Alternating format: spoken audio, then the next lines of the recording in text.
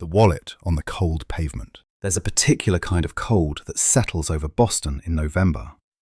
Not the sharp, dramatic cold of January that everyone braces for, but the slow, grey cold that creeps in before anyone is ready. It gets into old brick and bare pavement, into the gaps around door frames, into the lungs of anyone sleeping outside without enough between them and the ground. Arthur Weston had lived in this city for over 50 years, had walked its streets in every season, and he noticed the cold that morning the way a man notices something he has chosen, for a long time, not to look at directly. He was walking along Tremont Street at just past 7 in the morning, wearing a charcoal overcoat that had cost more than most people's rent, moving at the deliberate pace of a man who owns enough of the world that the world generally waits for him. The Weston on Tremont was the first hotel he had ever built. Not the largest, not the most profitable anymore, but the one he still walked past on foot every Tuesday morning, the way other men visit a grave. It was 15 stories of dark brick and brass fittings, 140 rooms, and it had been the place where Arthur Weston stopped being a man who worked in hotels and became a man who owned them. He saw the boy before he reached the entrance. The child was curled against the stone pillar at the left side of the main door, a flattened cardboard square beneath him, and a canvas backpack pulled against his chest the way a smaller child might hold a stuffed animal.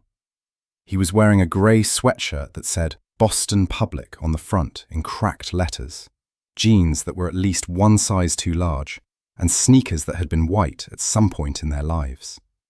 He looked 11, maybe 12, with the kind of thin face that comes not from being that age, but from not eating enough at that age. His eyelashes were long against his cheekbone. He was asleep, but not deeply. The body sleep of a child who had learned to stay close to the surface of things, in case. Arthur stopped. He stood there for a long moment on the sidewalk, watching the boy the way he watched a new market report, looking for the shape of something he already suspected. He reached into the inside pocket of his coat and took out his wallet. It was a dark brown leather billfold, thin and well made, with his initials pressed into the lower right corner, ARW.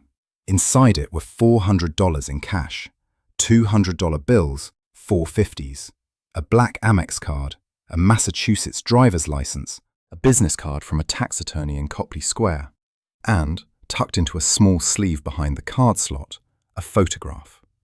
The photograph was bent at one corner and had been handled enough times that its surface had gone slightly soft. In it, a younger Arthur, maybe 40, with more hair and less grey in what remained, stood in front of this very building on the day it opened. Beside him stood a boy of about 7, wearing a small suit jacket 2 sizes too big, squinting into the sun with one hand raised to block it. The boy was Derek. It was 1992. Arthur set the wallet down on the edge of the stone step, about 3 feet from where the child's sneakers were tucked together. He set it down the way you set something down that you intend to pick up again. Casually, not carefully, the way a wallet falls out of a coat pocket when you're not paying attention. Then he stepped back toward the wall of the building across the narrow service alcove, into the shadow of the granite overhang, and he waited. He had done this before. Not often, but enough. He had a name for it in his head that he never said aloud. He called it a read. He read people the way other businessmen read financial statements, looking for the number that told the truth when everything else was presentation. He had dropped wallets and left envelopes on benches and asked for change from strangers who didn't know who he was. He had, over 20 years of doing this, kept a private tally. The tally was not in his favour. Of the 23 times he had conducted what he thought of as reads, only 4 people had returned what they found without taking anything first. 2 of those 4 had been children under 10. The other 19 had kept the money. He believed, as a result of this private research, that most people were thieves given the right circumstances. He believed this with the calm certainty of a man who has tested a hypothesis enough times that it has stopped feeling like a hypothesis and started feeling like a law. He waited. The boy slept for another 4 minutes. Then, as if something in the air had shifted, a change in the light, a footstep on the pavement somewhere, his eyes opened. They were dark brown and immediately alert. He didn't stretch. He didn't blink slowly the way a safe child wakes up. He sat up in one motion and scanned the sidewalk in both directions before he looked down. He saw the wallet. Arthur watched the boy's face from across the alcove. There was a stillness to it that was not the stillness of calculation. The child looked at the wallet the way you look at something that doesn't belong there, a word misspelled in a sentence you've read twice. He looked left, then right, then down at the wallet again. He reached out and picked it up with two hands, the way you pick something up when you intend to give it to someone else rather than claim it. He opened it. Arthur saw the moment the boy registered the cash, a small tightening around the eyes, a breath held, and then the moment passed. The boy turned the wallet over. He looked up and down the sidewalk again. He stood up, carefully, keeping the wallet held in both hands out in front of him, and he walked to the edge of the sidewalk and looked down Tremont toward the intersection. Arthur came out of the shadow. The boy turned and saw him immediately, and for just a moment there was the freeze that children learn when they've been caught. The body going still, the eyes going wide. And then the expression settled into something more complicated. Not quite guilt, not quite relief, something that was trying to be dignity. "Is this yours?" Eli said. He held the wallet out at arm's length as if the distance were important. "It is," Arthur said. Eli didn't lower the wallet until Arthur had taken it.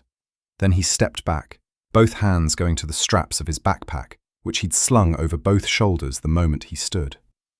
He was watching Arthur's face very carefully, with the particular attention of a child who has learned that the expressions of adults matter and that reading them in advance is useful. "I was going to find someone to give it to," Eli said. "A security guard or somebody. There's a lot of money in there." "I know," Arthur said. "It's my money. I didn't take any. I can see that." There was a pause between them on the cold pavement. And in that pause, Arthur did something he almost never did in these moments. He felt something. It wasn't admiration exactly. It wasn't the warm certainty of a man proven wrong. It was something rougher than that. A splinter of something he couldn't name, lodging just behind his sternum, small and sharp. "What are you doing out here?" Arthur asked. "Waiting for my mum," Eli said. "She's inside." He tilted his head toward the hotel. "She's asking about a shift. We used to live over near Roxbury, but we got moved out, so we've been in the car. She heard they might need kitchen help." Arthur looked at the main entrance. Through the brass-framed glass doors he could see the lobby, the front desk staff already at their stations, the early morning travellers crossing the marble floor with rolling luggage. "What's your name?" Arthur asked. "Eli." "How old are you, Eli?" 11, almost 12. He said the almost 12 with a precision that only people who have been 11 for a while develop. Arthur looked at the wallet in his hand. He opened it, and with the particular economy of a man who has given money to many people and learned to do it without ceremony, he took out one of the $100 bills. He held it out. Eli looked at the bill without moving his hands from his backpack straps. "For being honest," Arthur said. "I didn't do it for money," Eli said, not rudely, not righteously, just factually in the way a child states something true that he expects adults to already know. Arthur lowered the bill. He looked at the boy for a moment longer and then, because he was 71 years old and had been surprised almost never in the last decade, and because something in him recognized that this was happening, he opened the wallet again and he looked at the photograph. He looked at it, and then he looked at Eli, and he said, because it was the only thing in his head, "Do you know this building?" Eli looked at the photograph.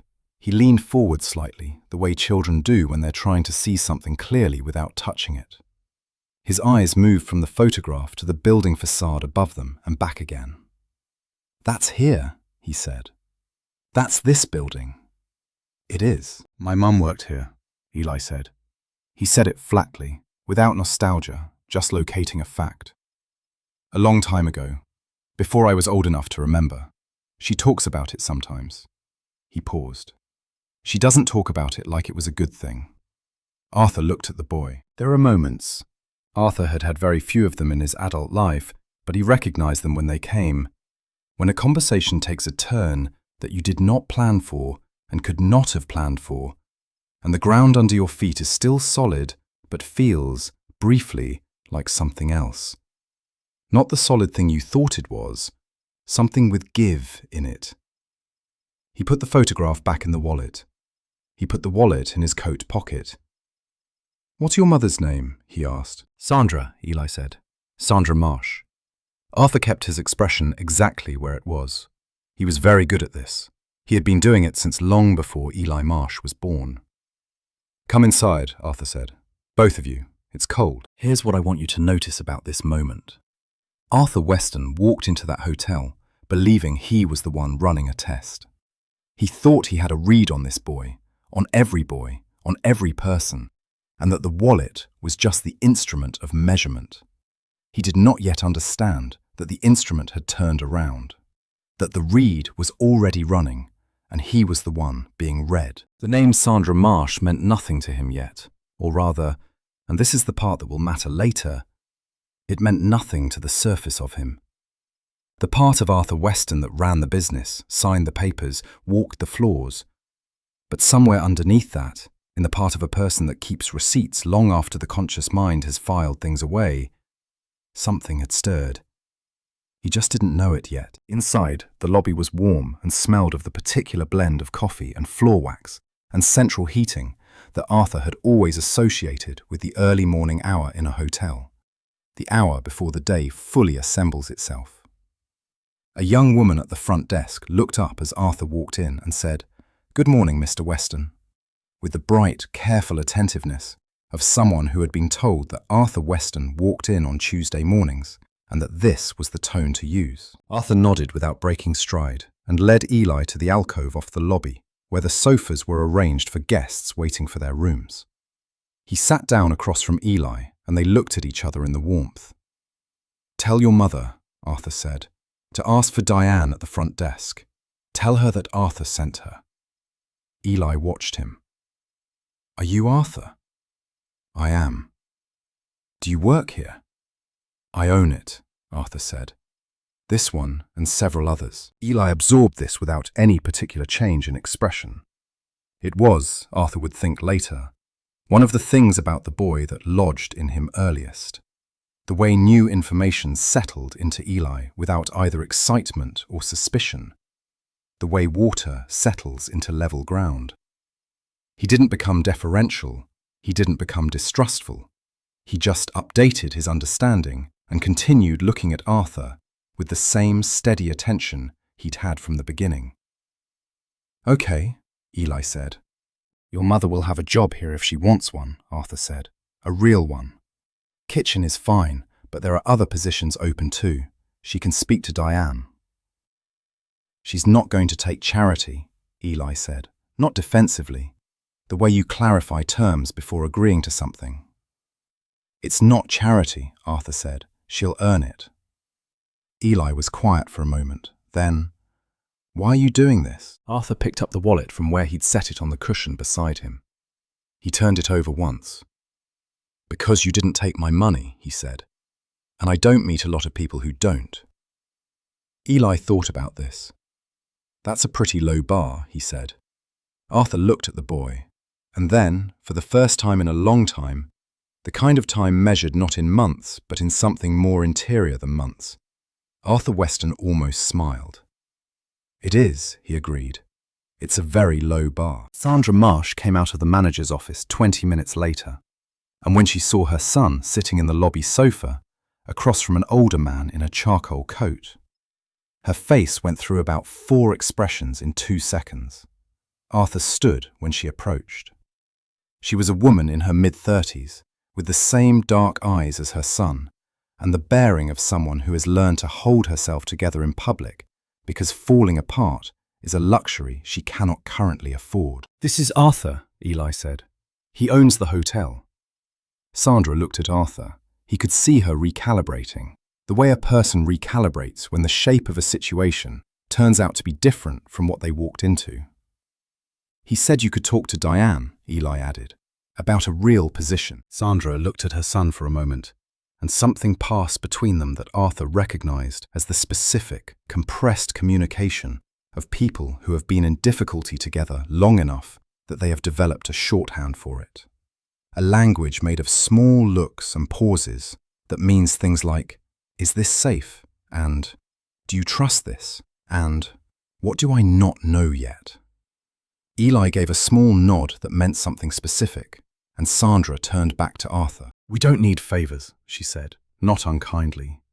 Exactly the way her son had said it. "I know you don't," Arthur said. "This isn't a favor. I have a position open in guest services coordination. It requires organization, reliability, and the ability to manage multiple things at once. Based on what I can observe, you appear to have all three in surplus." He paused. "It pays $22 an hour to start, with a review at 90 days. Sandra Marsh stood on the marble floor of the Weston on Tremont and held herself very still. Then she said, "When would I start?" "Monday," Arthur said, "if you want it. Talk to Diane about the paperwork. She'll also connect you with our HR contact about transitional housing resources. That's not charity either. It's part of the standard onboarding package for staff relocating to the area." It wasn't, actually. He would call Diane in 20 minutes and make it so. He shook Sandra's hand, nodded at Eli, and walked to the elevator. He pressed the button for the executive floor. The doors closed. In the reflection of the polished metal, he could see his own face, controlled, deliberate, giving nothing away. And behind it, the lobby, and in the lobby, Eli Marsh, watching the elevator doors close, still with that same steady attention. On the ride up, Arthur took out the wallet and looked at the photograph again. Derek at 7, squinting into the sun. The brass fittings of the door behind them. The date on the back. October 14th, 1992. He put it back and rode the rest of the way up in silence. The boy who stayed. The Tuesday morning walks continued. That was the first thing. Arthur had not planned for this. He had arranged Sandra Marsh's employment and the housing resource contact, and had considered the matter, whatever the matter was, handled. He had done a good thing in the blunt accounting of good things, and he expected to file it away under the category of done, the way he filed everything that was done. He was not a man who dwelled. Dwelling was a habit of people who had time for it, and Arthur had been making himself too busy for it since 1989. But the following Tuesday, when he came down Tremont Street at just past 7 in the morning, Eli was sitting on the same stone step. Not sleeping, sitting, with a library book open across his knees, a thick one, the kind middle school kids are given when someone has taken the trouble to figure out what level they're actually reading at. He looked up when Arthur approached, and he said, with no particular preamble, "My mum started Monday. She says the people are okay." Arthur stopped. "Good," he said. "She found an apartment in Jamaica Plain. It's small, but it has heat." "Good," Arthur said again. Eli looked back at his book. Arthur stood on the sidewalk for a moment in the November cold. Then he said, "What are you reading?" Eli held it up without looking up. The Count of Monte Cristo, the abridged version, but still. "That's a long book," Arthur said. "I know, I've read it before." He turned a page. "I like knowing what's going to happen. It lets me pay attention to the other parts." Arthur looked at the boy for a moment longer. Then he sat down on the step beside him. Neither of them said anything for a few minutes. A delivery truck went past on Tremont. The hotel's morning foot traffic began to pick up. "Do you always sit out here before school?" Arthur asked. "Mum leaves at 6. I don't have anywhere to be until 8. He paused. "The library doesn't open until 9 on weekdays, so I sit here. It's warm near the door." "There's a cafe inside," Arthur said. "The Hotel Cafe. I'll tell them you're to have breakfast on Tuesday mornings, and any other morning you want." Eli looked up from the book. He did the thing Arthur was already learning to recognize. The pause, the evaluation, the decision about whether this was something that changed the terms of things. "I can pay for my own breakfast," Eli said. "My mum gets paid now." You can pay when you're earning, Arthur said. Right now you're 11. Eli considered this. Almost 12, he said. Almost 12, Arthur agreed. This is how it began. Not with a formal decision, not with paperwork or announcement, but with a boy sitting on a step reading Dumas, and a man sitting down beside him because he had, without planning to, run out of reasons not to. Over the months that followed, the Tuesday mornings became a loose but reliable appointment. Eli would be at the step, or inside at the small corner table near the window of the cafe, and Arthur would sit down and they would talk. The conversations were, in the beginning, lopsided in the way conversations between children and old men often are. Eli asking questions, Arthur giving answers in the compressed form of a man who has explained himself to board members for 30 years and learned to be efficient with words. But gradually the proportions shifted. Eli had opinions, and they were not the opinions of a child who had absorbed them from adults. They were the opinions of someone who had formed them from reading and from watching, in the particular watchfulness of a child who has spent a lot of time in adult spaces and learned the difference between what people say and what they mean. The cafe staff learned his order. Orange juice, scrambled eggs, wheat toast, no butter. He ate everything. He always said thank you, not in the reflexive way children are trained to, but with the directness of someone who actually means it and has decided that meaning it is worth the 2 syllables. Arthur noticed things. He noticed that Eli did not ask Arthur for anything, not for money, not for introductions, not for the kinds of advantages that adults in Arthur's orbit generally angled for. He noticed that Eli asked questions about how things worked, not what things cost, but how they functioned, why they were organized the way they were, what the reasoning was behind a particular decision. He noticed that when Eli told him something about school or about his mother or about something he'd read, there was no performance in it. The boy was not auditioning. He was just talking. This was, Arthur realized slowly, more unusual than it should have been. By the time Eli turned 13, Arthur had introduced him to Margaret Hale, the head of the Western Foundation's education programs, who began quietly tracking Eli's academic progress and flagging him for scholarship consideration. Arthur did not tell Eli this. He did not tell Sandra. He did not want it to change anything between him and the boy. It is worth pausing here to say something that the story will not be able to say for you later. Arthur Weston was not a purely good man. He was a complicated one, which is harder to be and harder to describe. He had spent 30 years making decisions that were good for his company and sometimes devastating for the people that company's decisions touched. Not out of malice, but out of the particular moral narrowing that happens to people who live long enough inside a system that rewards thinking at scale.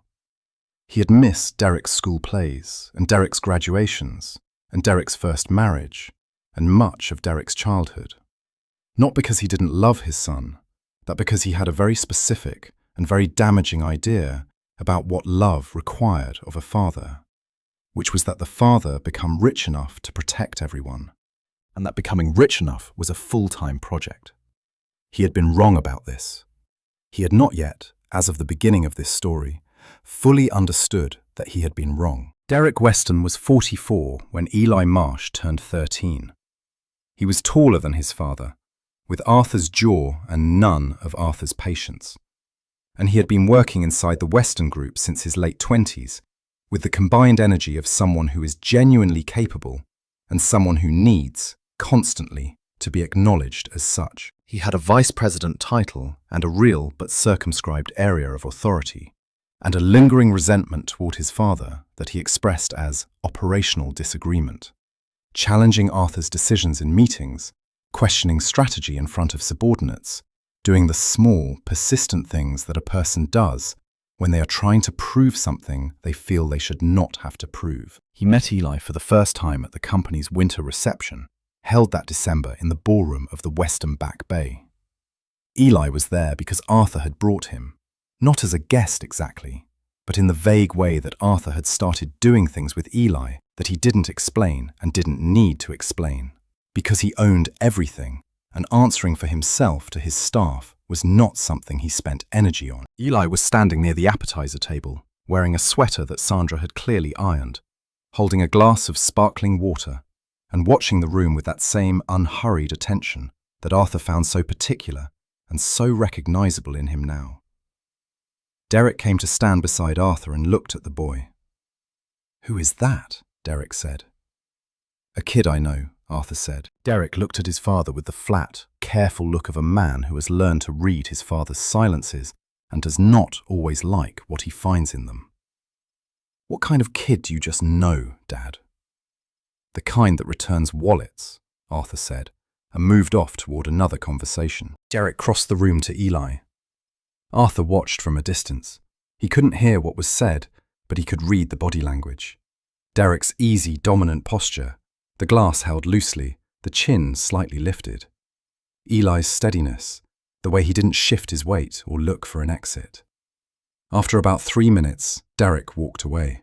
His expression, when Arthur saw it again across the room, was the expression of a man who has found something mildly irritating and intends to not think about it. Later, in the car, Arthur asked Eli what they talked about. "He asked me what school I went to," Eli said. "I told him. He said it was a rough neighborhood. I said I knew, I'd been living in it. He said that was a shame." A pause. "I don't think he meant it as a compliment." "He didn't," Arthur said. "I figured." Eli looked out the car window. "He's your son." "He is." "Is he nice, in general?" Arthur thought about this more carefully than he usually thought about Derek, which was itself a sign of something. "He can be," he said. "He has reasons for being the way he is." "Most people do," Eli said. He said it the way a 13-year-old says things that are wiser than they know, casually, without marking them as significant, so that they land with the force of things said by people who have stopped trying to be wise and have simply arrived there. The following year, when Eli was 14, 3 things happened that Arthur would not connect to each other for several years. The first was that Derek proposed, at a board meeting Arthur was present for, to bring in an outside management consulting firm to review staffing levels across all 12 hotels. The recommendation, ultimately, was to consolidate guest services coordination with the front desk function at 4 of the smaller properties. Sandra Marsh's position at the Westin-on-Tremont was not among those affected. Arthur noted this and did not think further about it. The second was that Eli, in the spring, got the highest score in his school district on the state math assessment. Arthur heard about it from Margaret Hale, who said it quietly and with the satisfaction of someone reporting on a good investment. Arthur took Eli to dinner at a place in the North End that didn't have a menu and let you order whatever you asked for, and Eli ate 3 courses and told Arthur about a book he was reading about the history of stock markets and asked questions about compound interest with the focused pleasure of someone who has found a language that makes sense to him. The third, and this is the one that will matter, was a phone call Arthur received from his longtime attorney, Gerald Chen, in September of that year. Gerald was calling about a routine review of employment records from the period 2013 to 2016, which they were compiling in anticipation of a regulatory audit. In the middle of going through a list of names, Gerald mentioned that the records showed a separation agreement from 2014 with an employee at the Tremont property, a guest services coordinator named Sandra Marsh, terminated for cause following an internal complaint of property theft. Arthur said, "Send me the file." Gerald sent it. Arthur opened it, read it, and then closed it and put it in the drawer of his desk, and did not open it again for 2 years. He told himself it was coincidence. He told himself he would look at it more carefully when he had time. He told himself a number of things that were not lies exactly, but that served the same function, which was to not yet know what the file contained and what it meant. This is the thing about the kind of man Arthur Weston was. He was not dishonest. He had made himself very hard and very careful and very good at a kind of honesty that operates entirely in the realm of numbers and contracts and explicit commitments. But there is another kind of honesty, the kind that requires you to look at something uncomfortable and not look away, and that kind Arthur had been avoiding for a very long time. He had built an entire empire in some ways out of the practice of not looking at that second kind of thing. The file sat in the drawer. Eli turned 15 that November, and Arthur took him to the hotel's kitchen and introduced him to the head chef, a man named Roberto, who had been at the Westin on Tremont since before Arthur owned it. Roberto showed Eli how to break down a chicken and how to read a prep list and how the morning delivery schedule worked. And Eli asked questions for 4 hours and didn't drop anything. Arthur watched from the door and drank his coffee and felt something he did not, at the time, have a name for. He was building something. He was doing it carefully and deliberately and without announcing it, which was how he had always built things. And he was not yet fully honest with himself about what it was or why. The drawer stayed closed. The name in the old file. There are things a person knows without knowing they know them. Facts that live in the body below the level of language, in the pulse or the posture or the small tightening around the eyes. Arthur Westin was a man who prided himself on knowing things consciously and deliberately, on having his information organized and current, and never more than a desk's reach away. The idea that something important could be sitting right below the threshold of his awareness, that he could be carrying a truth he hadn't acknowledged, would have irritated him deeply if he'd thought about it. He didn't think about it, which was, of course, the problem. Eli was 16 in the fall when Arthur finally opened the drawer. It happened on a Wednesday evening, and not for any profound reason. He was looking for an old vendor contract and found the file behind it, and this time he didn't close it. He sat in his office on the 14th floor of the Westin on Tremont, the office with the window that looked out over the street where, 5 years ago, an 11-year-old boy had been sleeping on a piece of cardboard, and he read. The file on Sandra Marsh's termination was 19 pages. Most of it was boilerplate: the internal complaint form, the investigation summary, the separation agreement, the standard language about a property loss incident. The substance was this. In March of 2014, an inventory discrepancy had been flagged at the Tremont property during a quarterly audit. A single high thread count bath towel set, valued at $98, was listed as unaccounted for in the housekeeping logs. An internal investigation conducted by the property's guest services manager had concluded that Sandra Marsh, then employed as a guest services coordinator, was the most likely individual to have removed the items based on her access to the relevant storage area and an inconsistency in her checkout documentation. Sandra had disputed the finding. The manager had recommended termination. The recommendation had been approved at the regional level. Arthur set the file down. He read the name of the internal investigator, Thomas Greer, Guest Services Manager, Westin Tremont, appointed March 2013. He did not immediately remember who had appointed Thomas Greer.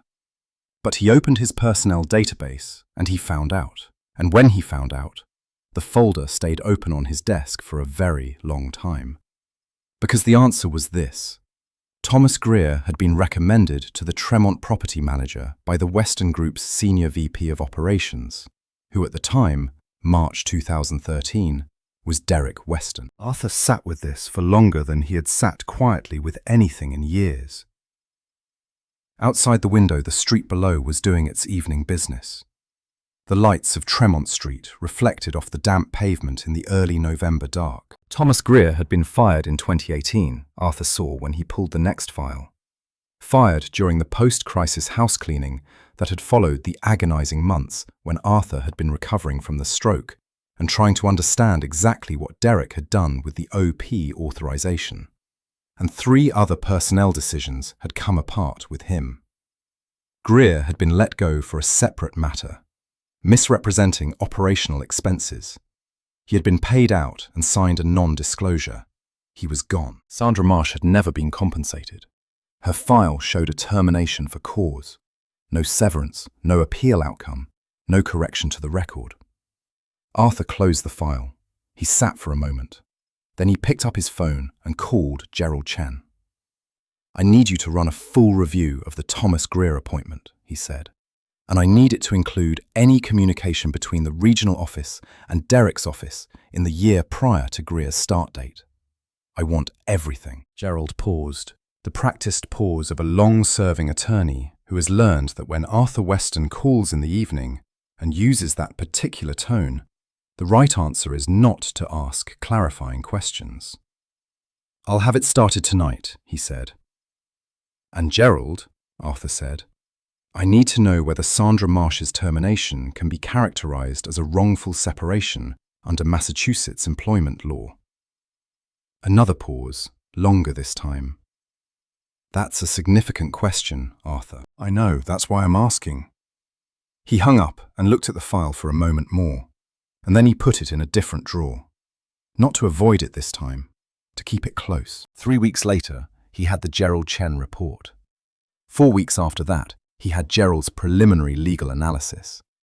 The summary was careful and qualified, the way legal documents are careful and qualified when the news is not good. The available evidence suggests the termination recommendation was made by an individual with insufficient documentation to support a for-cause finding, and that the investigation process did not meet the standards required under the Weston Group's own personnel policy. It did not say that Derek had orchestrated it. It said that the recommendation chain had originated with an appointment made by Derek's office, and that subsequent evidence raised questions about Thomas Greer's conduct in other personnel matters that would be relevant to assessing the reliability of his conclusions. It was not proof. It was also not nothing. Arthur folded the report and put it in his coat pocket. He had a dinner to get to, Eli's, as it happened. The scholarship the Weston Foundation had awarded him 2 years ago had come through in full, and Eli had just been notified of his acceptance to Boston Latin for his senior year. Sandra had made a reservation at a place in the South End, and Arthur had been invited. He arrived late, which was unlike him. Sandra and Eli were already at the table when he came in from the cold, and they stood when they saw him. Sandra from courtesy, Eli from the habit of standing when Arthur entered a room that had taken hold in him somewhere in the last couple of years, without either of them marking it. "Sorry," Arthur said. "Work." He sat down and picked up the menu, even though he already knew what he'd order, because it gave his hands something to do. The dinner was warm and uncomplicated, in the way that things with Eli and Sandra had become warm and uncomplicated over the years. The kind of warmth that doesn't announce itself, that just exists in the air between people who have had enough time and enough meals together that the performance of things has worn away. Sandra had a glass of white wine and talked about a new training program at the hotel. Eli ate his entire entree and started working on Arthur's dessert, when Arthur pushed it toward the center of the table. Then, over coffee, and this is the moment Arthur had been afraid of, without knowing he'd been afraid of it, Eli said, "Can I ask you something about my mum's old job?" Sandra's expression shifted slightly. Not alarm, something quieter, more tired, like a person setting down a bag they carry often. "You can ask," Arthur said. Eli looked at his coffee cup. He had a way of gathering his thoughts that Arthur recognized now. The brief, downward glance, the slight setting of the shoulders, as if the thought were a physical thing he was deciding how to carry. "Mum never talked to me about why she left," Eli said. "Not the real reason. But I know it wasn't, she didn't quit. And the one time I asked, she just said they told her she stole a towel." He paused. She never stole anything in her life. The restaurant was warm around them. Somewhere near the bar, someone laughed. "I know," Arthur said. It came out before he decided to say it. Sandra looked at him. Eli looked at him. "You know," Eli said. Arthur set down his coffee cup. He was 72 years old, and he had been in thousands of rooms with thousands of difficult things on the table, and he had learned to manage all of them.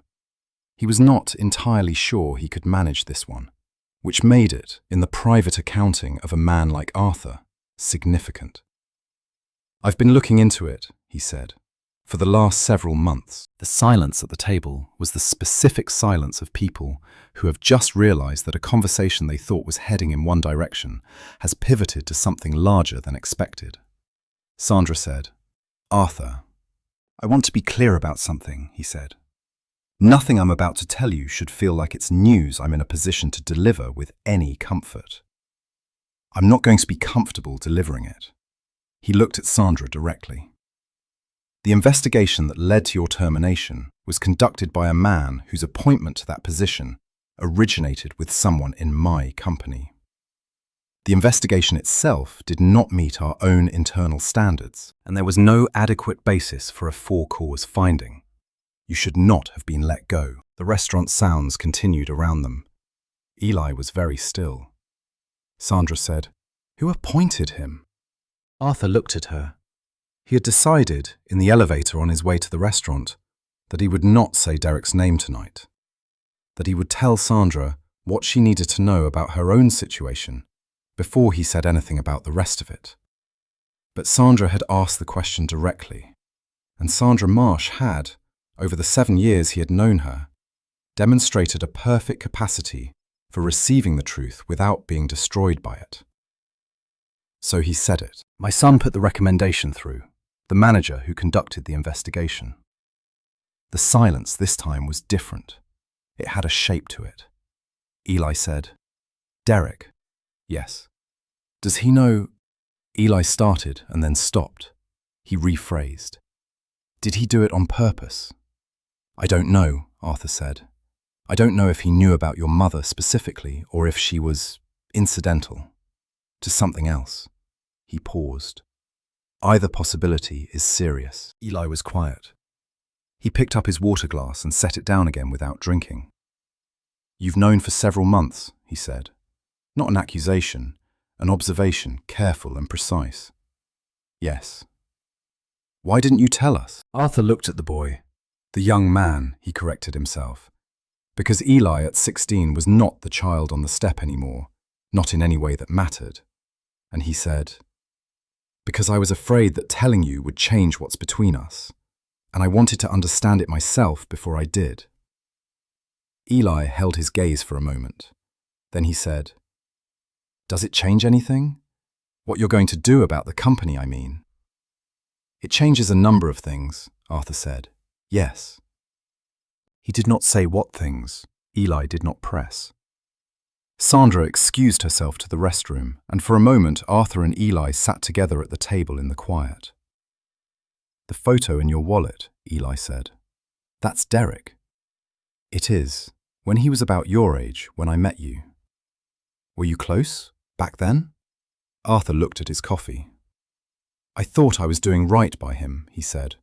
"I thought building everything was doing right by him. I was wrong. But I didn't know it yet." "Most people don't," Eli said. "Know when they're wrong, I mean, until later." "No," Arthur agreed. "They don't." When Sandra came back, Arthur told her that Gerald Chen would be in touch, that he intended to see her employment record corrected, and that there was additional compensation Gerald would discuss with her. Sandra was quiet during this, and then she said, "I don't want money, Arthur. I want you to know that." "I know," Arthur said. "I want—" She paused. She was choosing words with the same careful attention as her son. "I want my son to know his name is clean. That's what I want." Arthur looked at her. Then he looked at Eli. "His name was always clean," Arthur said. "He showed me that the first morning I met him." That night, back at his office, Arthur drafted a letter. Not a legal document. A letter, handwritten, in the specific, undecorated script of a man who had signed too many formal documents to write in any other way. He wrote it to Eli. He put it in an envelope and sealed it, and he told Gerald to hold it with the revised estate documents that he had begun, quietly, over the previous 6 months, putting in place. He also did something else. He called the manager of the Western Group's external auditing firm and arranged a full review of all personnel separations during Derek's tenure as senior VP. He did this without telling Derek. He did this knowing what it might find. He did it because there is a kind of accountability that costs you something, not just money, but the specific cost of looking at what you've allowed and calling it what it is, and not managing the language, so that it sounds better than the reality. He stayed at his desk until 2 in the morning. When he finally left, the file was on top of the desk, in the light, not in a drawer, not deferred. Derek found out about the audit, not from Arthur, but from someone in the finance office who felt, perhaps, that Derek should know. And he called Arthur on a Friday morning in January. "I heard you've authorized a personnel review going back to my years as VP, Derek said. He was using his calm voice, the voice he used in board meetings when he was most angry. "That's correct," Arthur said. "Is there something you'd like to ask me directly?" "Not yet," Arthur said. "When there is, I'll ask." "Dad." The word had a texture to it that Arthur did not hear from Derek often, something rawer than the usual surface of their conversations, something that was trying not to be the thing it was. "Is this about the boy?" "It's about the company," Arthur said, "and what's been done in its name." The line was quiet for a moment. "I've been running this company too," Derek said. "For years. I've made it better in ways you don't always see." "I know you have," Arthur said, and he meant it. Derek had genuine capability, genuine intelligence, and genuine contribution, and Arthur knew it, and the fact that these things could coexist with what the file showed was not a contradiction, but a description of the actual complexity of his son, and of himself, and of everything they had built and broken together. But he did not say any of that on the phone. He said, "We'll talk when the review is complete." He heard Derek exhale. Then Derek said, in a voice that had pulled itself back together, "Fine." They hung up. Arthur sat at his desk in the January quiet and looked at the photograph he had taken out of his wallet and set on the corner of the desk. Derek, at 7, squinting into the morning sun. He left it there. What the wallet was really testing. Arthur Weston turned 78 in October. He celebrated it the way he had celebrated most things in the last decade of his life.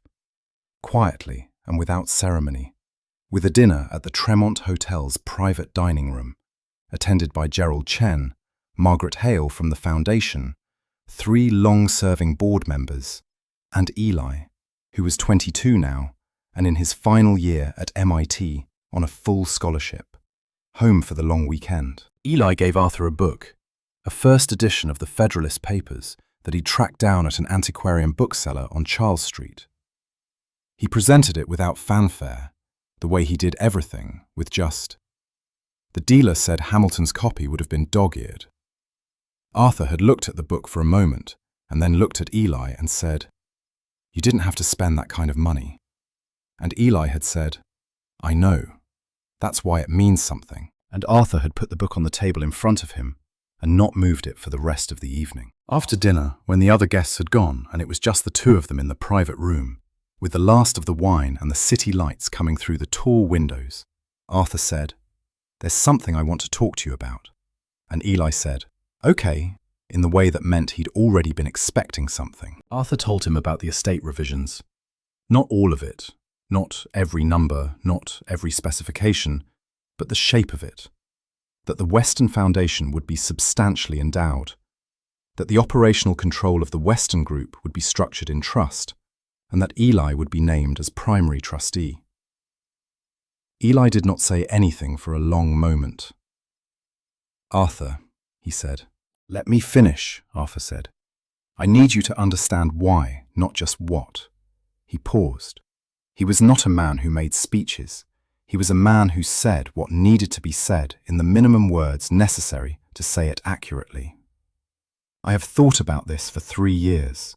I have had it reviewed 6 ways and discussed it with Gerald and sat with it in the middle of the night more times than I'd like to count. It isn't impulsive and it isn't sentiment. It is the decision I believe is right." "You have a son," Eli said. "I do, and I've made provision for Derek, a meaningful one with conditions that Gerald will explain. But the operational trust, the responsibility for what this company does, what it stands for, what it becomes, I want that with you." "Why me?" Eli said. The question was sincere, not deflecting, not performing humility. He genuinely wanted the reasoning, because Eli Marsh had always wanted to understand the reasoning. "Because," Arthur said, The morning I met you, you had nothing, and you gave something back that you could have kept. I have been around money and power my entire adult life, and I cannot tell you how rare that is. Not the honesty itself, there are honest people, but the instinct of it, the reflex. You didn't decide to return the wallet, you just did. He picked up his glass and set it down without drinking. I spent a lot of years believing I was a good judge of character because I tested people. What I didn't understand until much later is that I was the one being tested every time I ran one of those reads, and I failed most of them. I found out something bad had happened on my watch, and I put it in a drawer. I was wrong. That was my test, and I failed it. He looked at Eli. You've never failed the version of that test that's been put in front of you. Not once that I've seen. Eli was quiet for a while. Outside, the sounds of the city, muted through the glass, the way the city sounds when you're far enough above it that it becomes background instead of pressing thing. What does Derek say? Eli said. Derek doesn't know yet. Gerald will notify him when the estate documents are filed. He'll fight it. He may, Arthur said. That's his right. Gerald will be prepared. Eli looked at the wine in his glass. I need to think about it, he said. I'm not saying no. I'm saying I need to think. Take all the time you need, Arthur said. I'm not going anywhere. He paused. Well, not imminently. Eli looked at him. There was something in his expression that Arthur hadn't seen before, a kind of careful worry that had nothing to do with the estate and everything to do with Arthur himself. Are you all right? Eli said. I'm 78, Arthur said. All right is relative. Eli didn't smile. He kept looking at Arthur with that worry. Arthur felt, in the way that old men feel things, not sharply, but with a kind of broad awareness, like weather, that this was one of the moments you remember, that this was a room he would want to stay in for a while. I want you to call me, Eli said. If something happens, don't let the lawyers call me first. Call me. I'll call you, Arthur said. He did not call Eli. This is the part of the story where the narrative and the intention diverge, which is where most of the actual story of any life is located. 3 weeks after the birthday dinner, on a Monday morning in early November, Arthur had a stroke. A second one, worse than the first. He was found by his housekeeper at 7:15 in the morning in his study, on the floor beside his desk, the first edition of the Federalist Papers open on the desk above him. He was taken by ambulance to Mass General. He was admitted to the ICU. Gerald Chen was notified within the hour. Derek was notified shortly after. Eli was in a class at MIT and his phone was off. By the time Eli got the call, from Sandra, who had gotten it from a colleague at the hotel, it was 11 in the morning. He was in a cab on his way to Mass General within 4 minutes. He arrived to find Derek already there, standing in the hallway outside the ICU waiting area with a paper coffee cup and the contained, tightly managed expression of a man who is feeling more than he is showing. They looked at each other for a moment. How is he? Eli said. Critical, Derek said. They're not saying much. He paused. He asked for you when they were prepping him. Eli stopped. He was conscious? For a few minutes, he said. Derek stopped. His jaw moved. He said your name. They sat in the hallway together for the next 4 hours, not talking much.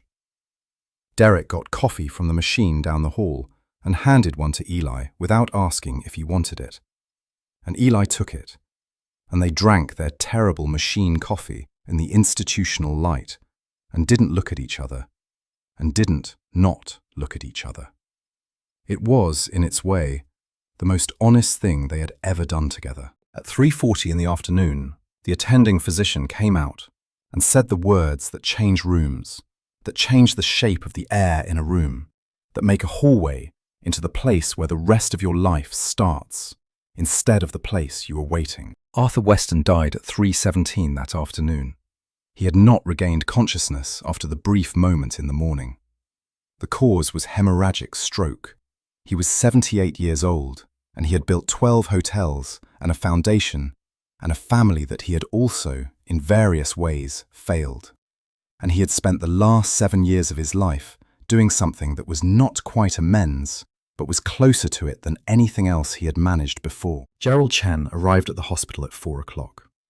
He spoke briefly with the attending physician, and then, in the small family consultation room off the waiting area, he sat down across from Derek and Eli. He placed a document on the table. "This is the estate summary," he said. "The full filing is already with the court.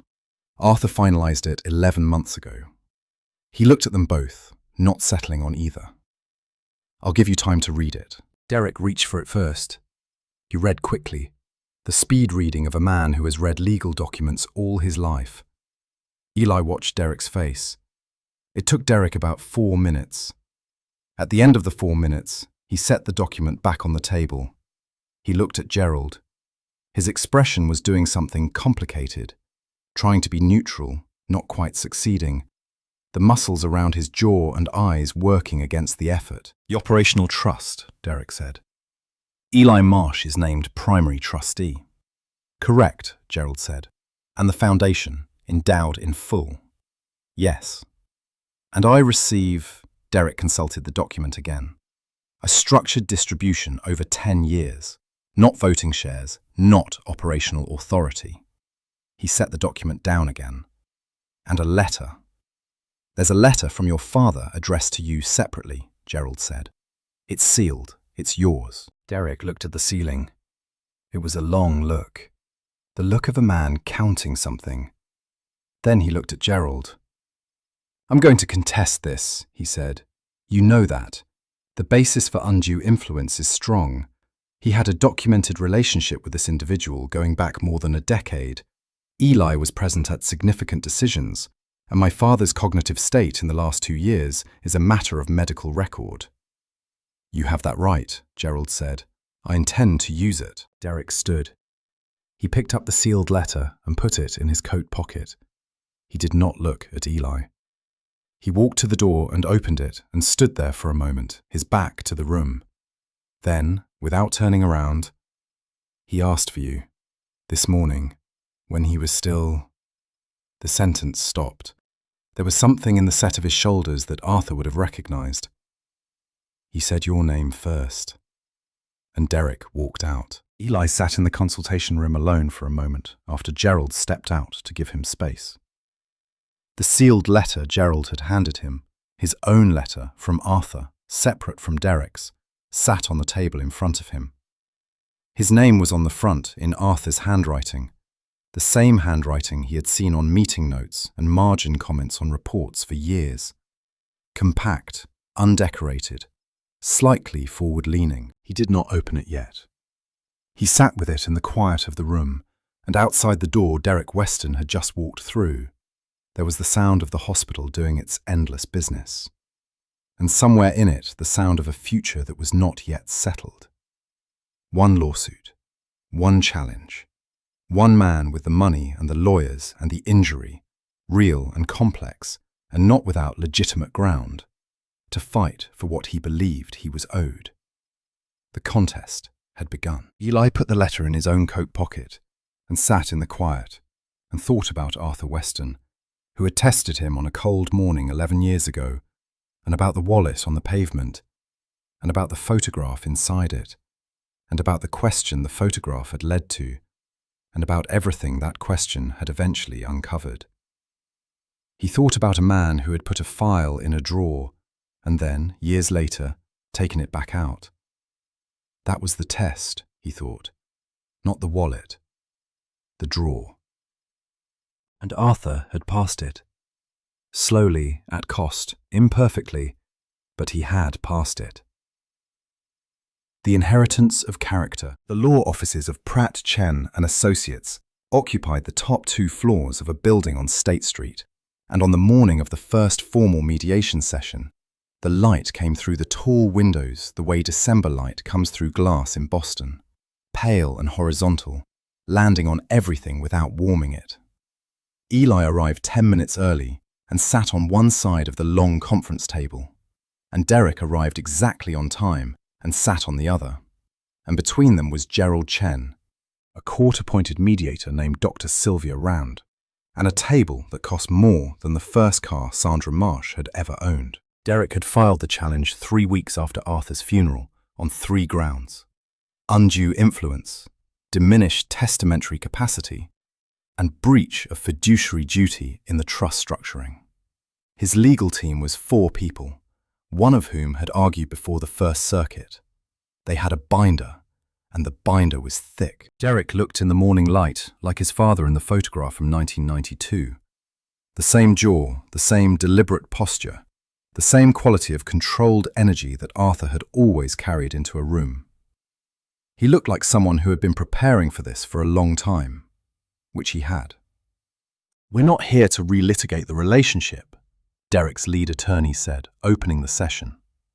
"We're here to address a specific legal question: whether the conditions under which my client's father revised his estate documents in the final years of his life meet the standard for testamentary capacity and free agency." She placed a hand on the binder. "We have medical records, correspondence records, and a documented pattern of access and influence that we believe presents a compelling case," Gerald Chen said. "We appreciate the thorough preparation." He was, as always, calm. The calm of a man who has been in difficult rooms for 40 years and has learned that the temperature of a conversation is often the first thing that needs to be managed. "We have our own documentation."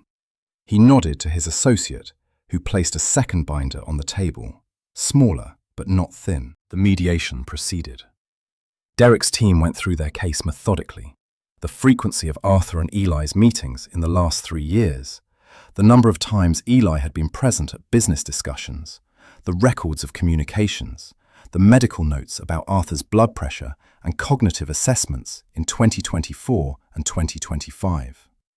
They were careful and thorough, and they made their case as well as it could be made. Derek sat through most of it with his hands flat on the table, and his expression in the controlled neutral he'd walked in with. But there were moments when the attorney quoted one of Arthur's physician's notes about fatigue and occasional confusion in high-stress environments, when she referenced the gifts and the scholarship and the mentorship structure, when something moved in Derek's face. Something that wasn't the case. Something older than the case. When it was Gerald's turn, he was brief.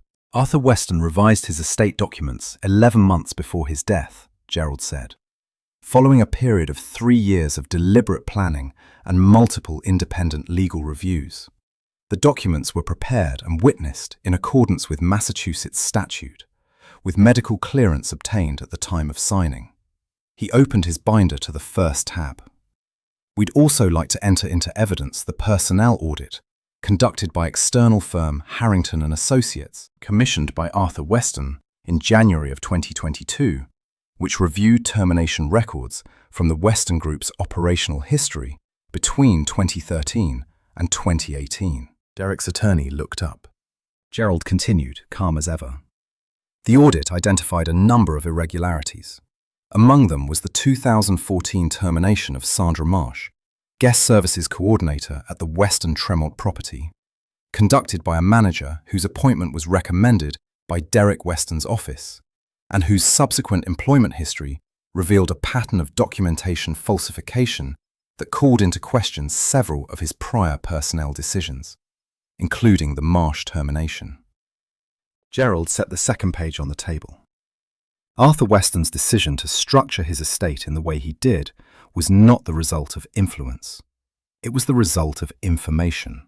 His own company, operating under his own son's authority, had contributed to the circumstances that reduced Sandra Marsh and her son Eli to the situation Arthur encountered on November 14th, 2015. The revised estate structure was, in Arthur's own words, Gerald reached into the binder for the handwritten letter Arthur had entrusted to him for this moment. Not the one Eli carried, but a third one, written to Gerald specifically. An attempt to correct what I helped create by not paying attention to the right things soon enough. The room was quiet. Derek's lead attorney said, "We'll need to review." "Of course," Gerald said. "Take your time." The pause in the room lasted about 45 seconds. Eli counted them. During those 45 seconds, Derek Weston looked at the table. Then he looked at the binder in front of Gerald. Then he looked at Eli. It was the longest direct look the two of them had exchanged since the hospital hallway. And in it, for one moment, brief enough to miss if you weren't paying attention, Eli saw something that was not anger, not strategy, not the face of a man who has decided to fight. He saw something that looked like the face of a person, recognizing the outline of something they have been trying not to recognize for a very long time. It passed.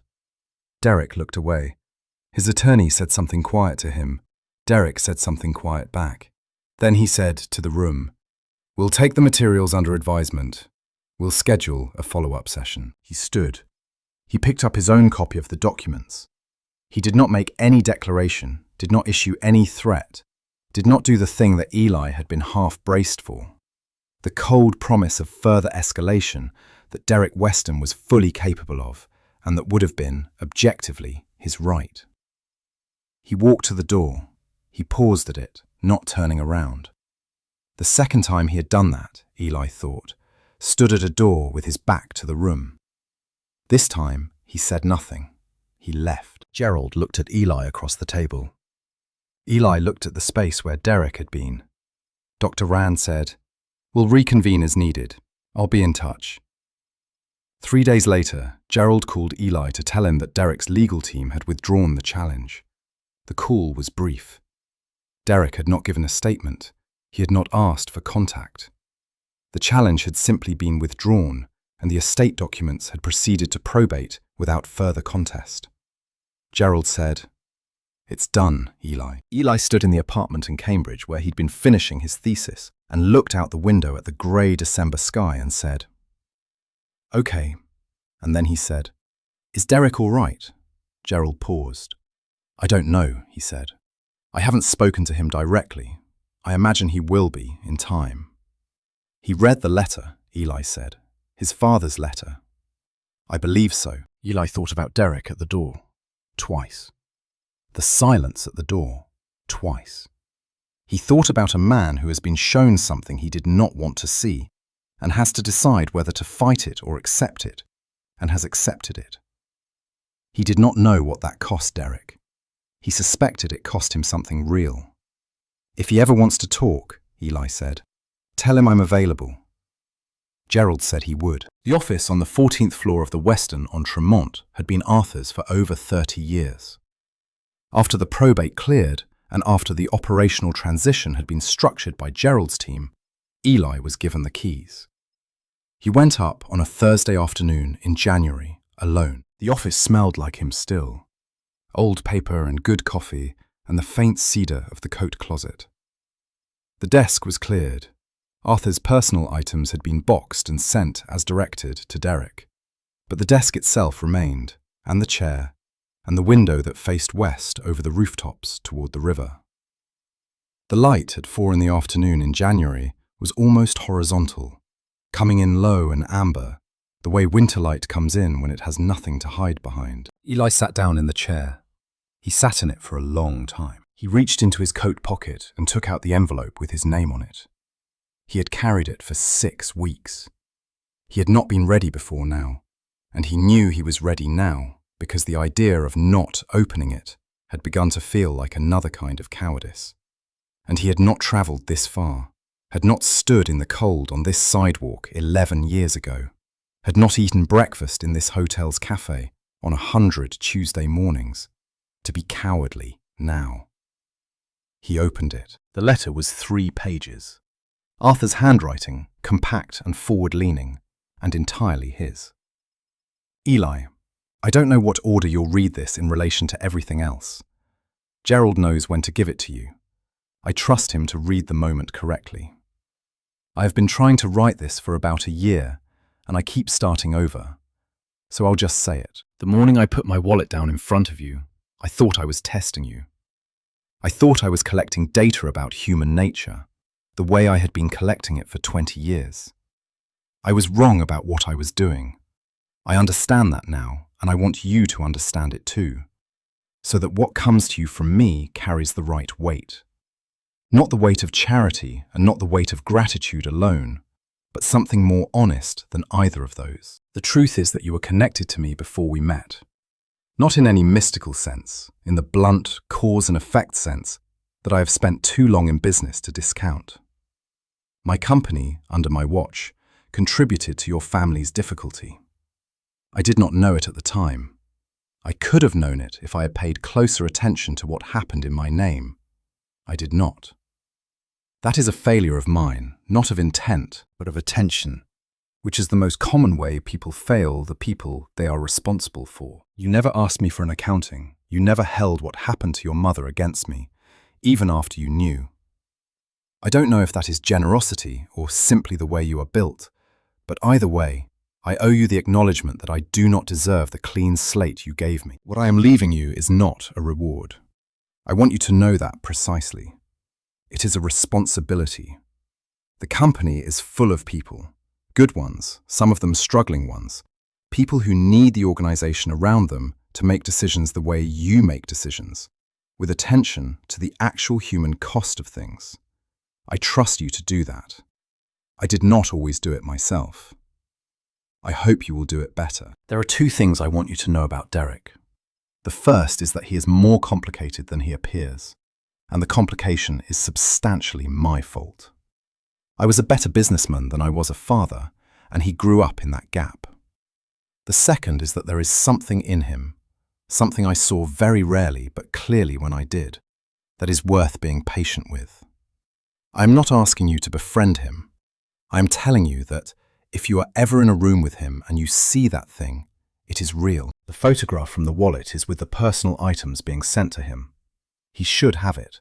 It's the only picture from that day. Take care of the building. Take care of the people in it. Take care of your mother. And take care of yourself, Eli. You've been taking care of everyone else for a very long time. You're allowed to also be in the story. Arthur. Eli read it once. Then he folded it and held it in his hands and looked out the window at the January light coming in over the rooftops. He did not cry the way people cry in stories. Not a single clean tear, not a photogenic grief. He cried the way adults cry when something has been held for a long time and is finally allowed to come down. Slowly and for a while, and with the body rather than the face. He sat in Arthur's chair in Arthur's office, and he let the weight of it come down, all of it at once. The 7 years, and the wallet, and the photograph, and the file in the drawer, and the birthday dinner, and the hospital hallway, and the consultation room, and the letter in his hands. And he let it be what it was, which was enormous, and also, underneath that, which was the real thing, a gift. He did not know, yet, exactly how to be in the story Arthur had told him he was allowed to be in.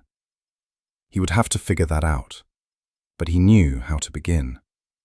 He put the letter back in his coat pocket, and he sat in the chair for a little while longer, and he looked at the window, and he breathed. 5 years after Arthur Weston's death, on a Saturday morning in October, a man named Eli Marsh walked out of the Weston on Tremont with a small boy of 4 on his hand and stopped on the sidewalk. The hotel had changed in 5 years. Not dramatically, not in the way of demolition and rebuild, but in the quiet way things change when the people running them have decided to pay attention to different things.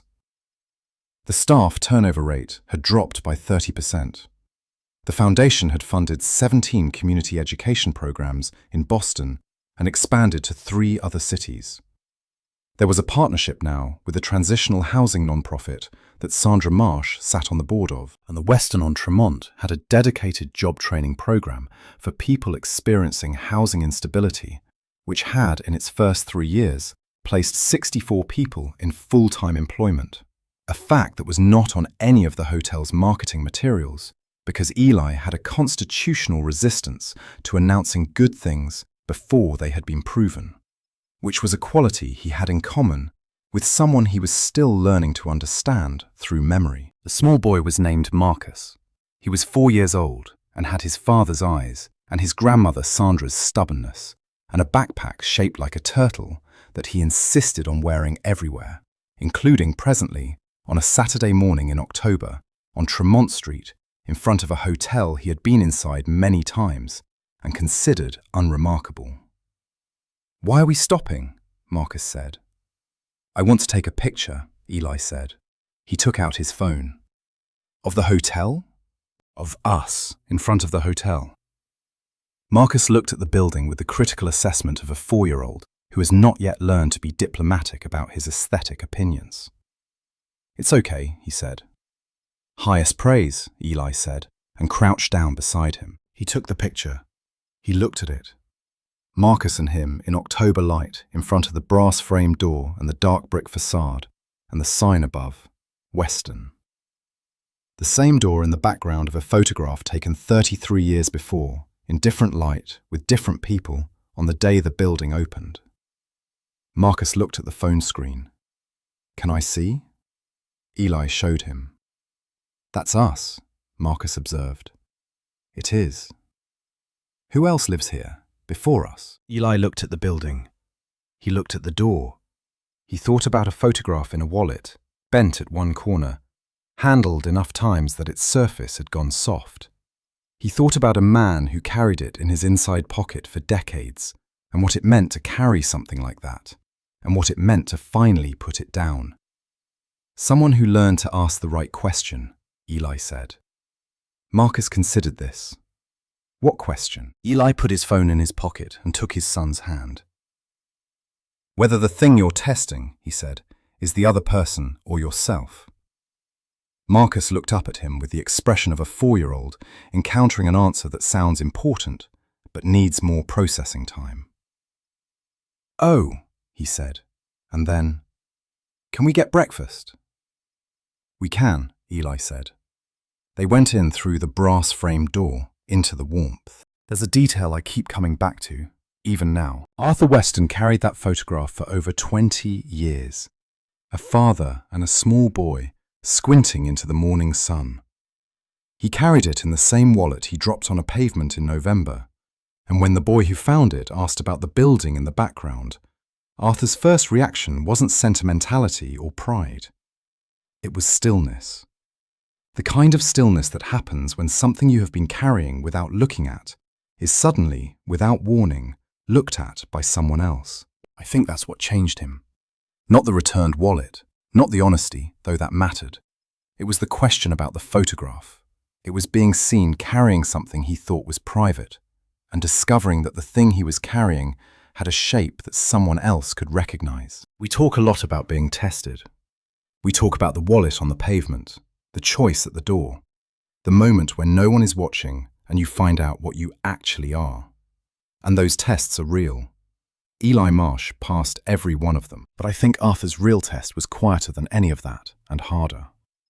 It was the test of whether, late in a life built largely on winning, he could admit that some of what he'd won had cost other people something he hadn't paid attention to.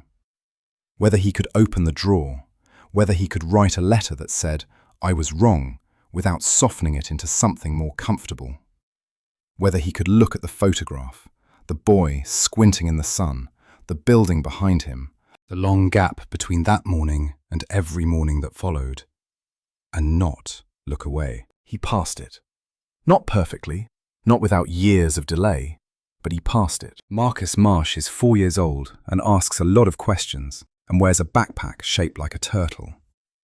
He doesn't know yet that the building his father walks him into on Saturday mornings used to be the building his grandmother cleaned rooms in, or that the lobby he walks through was the lobby where his father sat on a sofa at age 11 and was offered $100 he turned down, or that the man whose name is on the sign died 6 years ago, with his son's name on his lips in a hospital room. He'll learn.